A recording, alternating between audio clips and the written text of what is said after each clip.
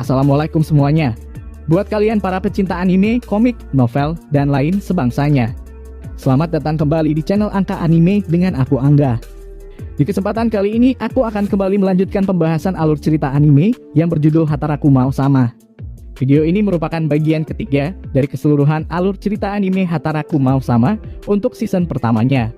Jadi buat yang belum nonton video sebelumnya, kalian silakan tonton terlebih dahulu agar lebih paham dan tahu keseluruhan alur cerita dari anime Hataraku Mao Sama. Dan gak usah basa-basi lagi, langsung saja kita masuk ke pembahasannya.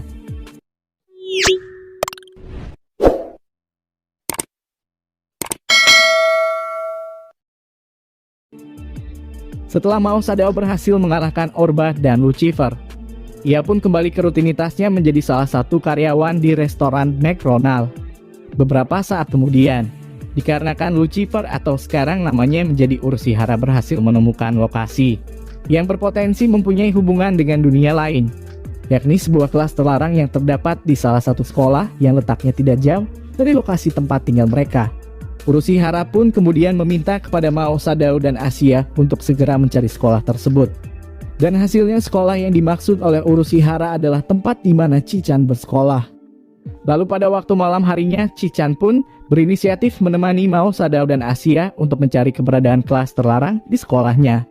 Namun karena Emilia yang saat itu juga sedang mengikuti Mao Sadao dan melihatnya memasuki sekolahan, Emilia pun memutuskan untuk ikut pergi bersama mereka semua.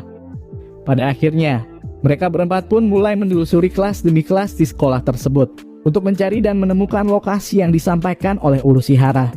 Namun sesampainya mereka di tempat tersebut, ternyata tempat itu adalah lokasi di mana Lucifer dan Orba pertama kali tiba di negara Jepang. Dan mereka sempat tinggal bersama selama beberapa hari di sana.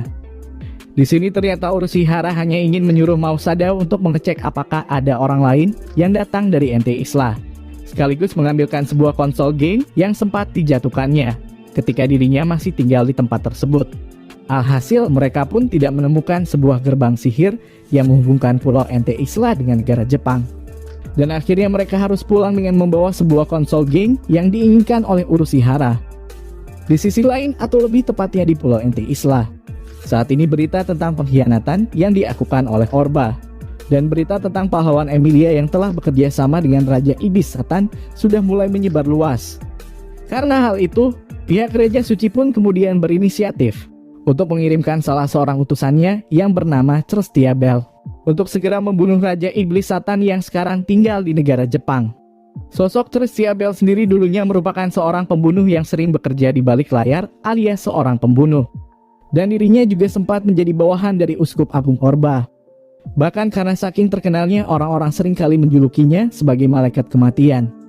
Di sini meskipun Celestia sebenarnya sudah sangat muak dengan pekerjaannya, namun karena dirinya telah ditunjuk dan diberikan tugas oleh pihak Gereja Suci, Celestia pun mau tidak mau harus melaksanakan tugasnya, yaitu dirinya harus pergi ke negara Jepang untuk segera membunuh Raja Iblis Satan. Maka dari itu, Celestia pun kemudian menggunakan nama samaran, yaitu Kamasuki Susuno, untuk bisa tinggal di sebelah kamar milik Mao Sadao. Dengan begitu dirinya dapat selalu mengawasi Mao Sadao. Lantas di hari itu, seperti biasa Emilia masih selalu mengawasi Mao Sadao di tempat tinggalnya. Namun karena Emilia melihat seorang gadis sedang berada di teras kontrakannya, dirinya pun langsung bergegas mencari tahu sosok dari gadis tersebut. Pada saat itu Emilia sempat mengira Susuno adalah orang yang sama seperti Chichan, yaitu sama-sama suka atau menaruh hati kepada Mao Sadao. Maka dari itu, Emilia mencoba memperingatkan Susuno agar lebih berhati-hati terhadap Mao Sadao. Setelah itu ketika Mao Sadao kembali bekerja di restoran dengan membawa sebuah bekal yang diberikan oleh Susuno, hal itulah yang kemudian membuat rasa cemburu di benak Chichan kembali menggebu-gebu. Karena penasaran dengan wanita yang membuatkan bekal makanan untuk Mao Sadao. Demi mencari tahu sosok dari wanita tersebut, Chichan pun mengajak Emilia untuk mendatangi kontrakan Mao Sadao. Lantas di waktu malam harinya, ketika Emilia ingin berbelanja di salah satu toko serba, dirinya tiba-tiba mendapatkan serangan dari seseorang yang tidak ia kenal menggunakan kekuatan sihir. Untungnya berkat ramuan pemberian salah seorang temannya yang ada di NT Isla, Emilia masih mempunyai kekuatan sihir untuk bisa melawan dan memukul mundur orang misterius tersebut. Di hari berikutnya, Chi-chan bersama Emilia kembali mendatangi kontrakan Mao Sadao untuk mencari tahu sosok wanita yang telah memberikan bekal kepada Mao Sadao. Dan setelah Chi-chan bertemu dengan Susuno, serta mereka semua saling berbincang sembari makan bersama, kecemburuan yang dirasakan Chi-chan mulai mereda. Dan ketika akan pulang ke rumah, Chi-chan juga sempat diantar pulang oleh Mao Sadao. Sementara itu, karena pakaian yang dikenakan Susuno terlalu jadul atau kuno untuk hidup di zaman sekarang, Emilia pun mengajak Susuno untuk berbelanja pakaian bersama dengan dirinya. Tapi ketika Emilia dan Susuno pergi berdua untuk membeli pakaian, Emilia baru menyadari kalau Susuno adalah orang yang juga berasal dari dunia lain, atau lebih tepatnya dari Pulau NT Isla. Di sini sebenarnya Susuno sejak awal sudah terlebih dahulu mengetahui identitas yang sebenarnya dari Emilia. Hanya saja Emilia yang tidak dapat langsung menyadari bahwa Susuno adalah orang yang juga berasal dari NT Isla. Setelah itu Susuno pun memberitahu seluruh misi yang ia dapatkan dari pihak Gereja Suci kepada Emilia, di mana dirinya telah ditugaskan untuk segera membunuh Mao Sadao. Maka dari itu Susuno kemudian meminta bantuan kepada Emilia untuk bersama-sama menghabisi Mao Sadao dan segera kembali ke NT Isla, sehingga Emilia dapat meluruskan aib yang telah dibuat oleh mantan atasannya dan membersihkan nama baiknya di mata pihak Gereja Suci dan pemimpin-pemimpin negara di NT Isla. Mendengar akan hal itu, Emilia malah langsung menolak mentah-mentah tawaran yang diberikan oleh Susuno. Di sini meskipun Emilia akan kembali mendapatkan nama baiknya dan mendapatkan kejayaannya, namun karena perbuatan Orba yang telah membuat kerusakan di negara Jepang, sehingga membahayakan keselamatan warga sipil atau para manusia yang ada di sana, Emilia pun sudah tidak begitu peduli dengan apa yang saat ini Gereja Suci ataupun pemimpin negara-negara di NT Isla pikirkan tentang dirinya. Selain itu, Emilia juga memberitahu perubahan sifat yang ada pada diri Mao Sadao kepada Susuno, di mana Mao Sadao sekarang sudah banyak mengalami perubahan. Dan selama dirinya tinggal di negara Jepang, Mao Sadao juga tidak pernah melakukan tindak kejahatan apapun kepada para manusia. Beberapa saat kemudian, setelah Emilia memberikan beberapa saran kepada Susuno agar lebih mengetahui tentang gaya hidup orang-orang yang tinggal di negara Jepang, seperti pakaian ataupun bahasa yang sering digunakan di negara Jepang, Emilia pun kemudian pergi dan meninggalkan Susuno di tempat tersebut. Di sisi lain, karena di hari itu telah muncul restoran baru yang bernama Sentaki dan berlokasi tepat di depan restoran McDonald, alhasil restoran tempat kerja Mao Sadao pun langsung mengalami penurunan pelanggan yang sangat signifikan. Menyadari akan hal itu, Kisaki selaku manajer atau atasan dari Mao Sadao pun kemudian bercerita kepada Mao Sadao, yakni tentang pengalaman salah satu teman kerjanya yang mengalami kekalahan saat melakukan persaingan sengit melawan restoran saingannya. Yang mana setelah salah seorang teman kerja Kisaki mengalami kekalahan dalam persaingan tersebut, dirinya kemudian dikirim ke salah satu cabang restoran yang berada di wilayah Greenland atau ke tempat yang daerahnya sangat dingin. Dengan kata lain, secara tidak langsung Kisaki mengancam Mao Sadao kalau dirinya tidak mampu menangani krisis yang saat ini melanda restorannya. Maka Mao Sadao juga akan bernasib sama dan langsung dikirim ke wilayah Greenland. Mendengar akan hal itu, Mao Sadao pun kemudian mencoba berpikir keras agar dapat menarik pelanggan yang sekarang berada di toko saingannya. Dan langkah pertama yang dilakukan oleh Mao Sadao adalah yakni dirinya menyuruh Asia untuk pergi dan menyelidiki rahasia kepopuleran dari toko saingannya tersebut. Di hari berikutnya, dengan semangat yang menggebu-gebu, Asia pergi ke toko Sentaki untuk memenuhi tugas yang diberikan oleh Mao Sadao. Di waktu yang bersamaan, Emilia bersama Susuno dan salah satu teman kerja Emilia yang bernama Rika ternyata juga sedang pergi makan siang di tempat tersebut. Dan karena Emilia terus-menerus mencaci maki Mao Sadao di hadapan Susuno dan Rika, Asia yang juga mendengar akan hal itu, dirinya langsung berteriak dan menghampiri tempat mereka bertiga. Pada saat itu, karena Rika sangat tertarik dengan hubungan antara Emilia dan Mao Sadao, dengan imbalan mentraktirnya makanan yang ingin Asia beli di restoran Sentaki. Emilia pun kemudian menyuruh Asia untuk menjelaskan hubungan antara Mao Sadao dengan Emilia kepada Rika.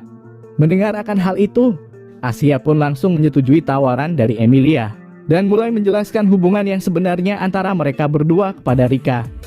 Pada saat itu Asia mulai mengarang cerita bahwa Mao Sadao dulunya sempat memiliki perusahaan yang cukup besar, dan Emilia adalah mantan saingan bisnisnya dalam memperebutkan kontrak kerja. Hingga pada akhirnya karena Mao Sadao dan Asia terus mengalami kekalahan ketika harus menghadapi Emilia, Mao Sadao pun kehilangan kontrak kerja dan perusahaan mereka pun akhirnya bangkrut. Jadi pada intinya, Asia mencoba menjelaskan kepada Rika bahwa hubungan yang dimiliki oleh Mao Sadao dan Emilia bukanlah sebuah hubungan romantis seperti sepasang kekasih, melainkan hanya hubungan antara sesama mantan saingan bisnisnya. Setelah itu Asia pun kemudian bergegas pergi ke restoran McDonald untuk melaporkan hasil penyelidikan yang sudah ia lakukan kepada Mao Sadao. Dan karena Rika masih penasaran dengan sosok dari Mao Sadao, Rika bersama dengan Emilia dan Susuno mengikuti Asia pergi ke restoran McDonald. Pada saat itu meskipun Asia telah memberikan laporan tentang hasil investigasinya terhadap restoran Sentaki kepada Mao Sadao, dan Mao Sadao juga sudah mencoba beberapa ide yang terlintas di pikirannya. Namun, restoran McDonald masih belum mendapatkan perubahan hasil yang signifikan. Dengan kata lain, Mao Sadao masih belum berhasil mengatasi krisis yang melanda restoran McDonald. Hingga pada akhirnya restoran McDonald tiba-tiba kedatangan seorang pria tua yang datang dengan membawa beberapa bambu menggunakan mobilnya. Pria tua itu sendiri ternyata merupakan salah satu kenalan Mao Sadao ketika dirinya mengikuti sebuah acara kerja bakti di lingkungan rumahnya. Dan pria tua itu datang ke restoran McDonald untuk memberikan beberapa bambu yang telah dipesan oleh Mao Sadao. Lalu dengan menggunakan kedua bambu tersebut, Mao Sadao mencoba menarik para pelanggan dengan menaruhkannya di depan restoran, agar para pelanggan dapat menulis keinginan atau harapan mereka, dan menempatkannya sekaligus mendekorasi sendiri pohon-pohon bambu tersebut. Beberapa saat kemudian, secara mengejutkan restoran McDonald langsung dipenuhi oleh para pelanggan yang ingin berpartisipasi dalam menghias kedua bambu tersebut. Namun fakta yang sebenarnya dari penyebab datangnya para pelanggan ke restoran McDonald bukanlah karena kedua bambu yang telah disediakan oleh Mao Sadao, melainkan secara tidak sadar Mao Sadao telah menggunakan sebagian kekuatan sihirnya untuk menarik para pelanggan agar mau singgah ke restoran McDonald. Menyadari akan hal itu, Susuno langsung meningkatkan kewaspadaannya terhadap sang raja iblis Mao Sadao.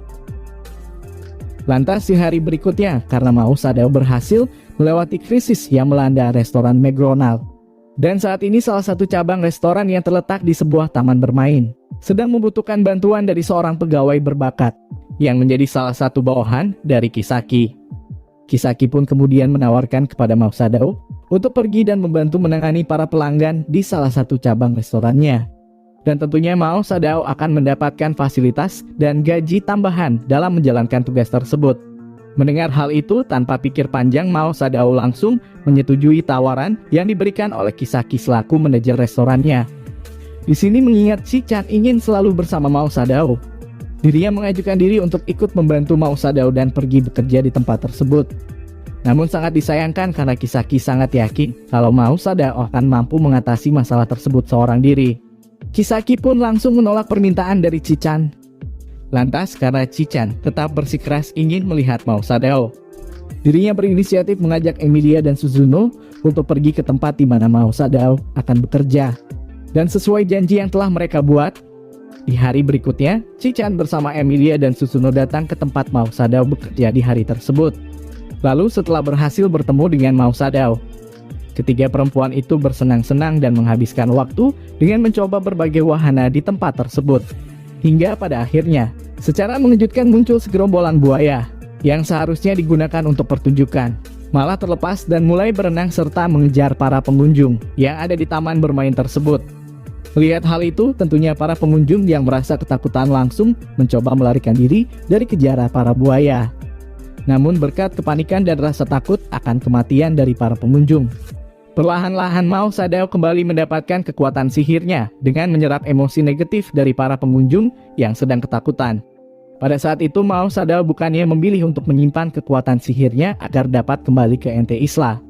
Dirinya malah menggunakan seluruh kekuatannya untuk menenangkan segerombolan buaya itu, sehingga mereka tidak mengejar dan memangsa para pengunjung.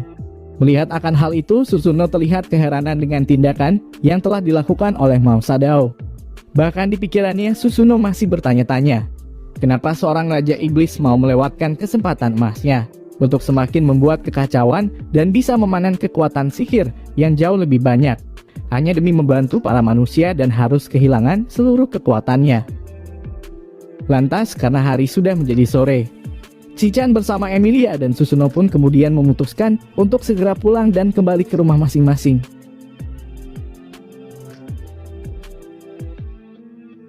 Mungkin itu dulu buat pembahasan kali ini. Kalau di antara kalian merasa masih ada yang kurang dari pembahasan di video ini, kalian bisa tambahkan ke kolom komentar di bawah. Buat kalian yang masih penasaran alur ceritanya bagaimana, kalian bisa tunggu di video selanjutnya. Dan buat yang mau ngasih rokok atau kopi ke Mimin, kalian bisa klik link di bagian deskripsi video. Jangan lupa juga buat subscribe channel ini agar kedepannya channel ini akan berkembang dan lebih baik daripada sebelumnya. Oke, mungkin itu saja dari saya. Terima kasih dan sampai jumpa di video selanjutnya.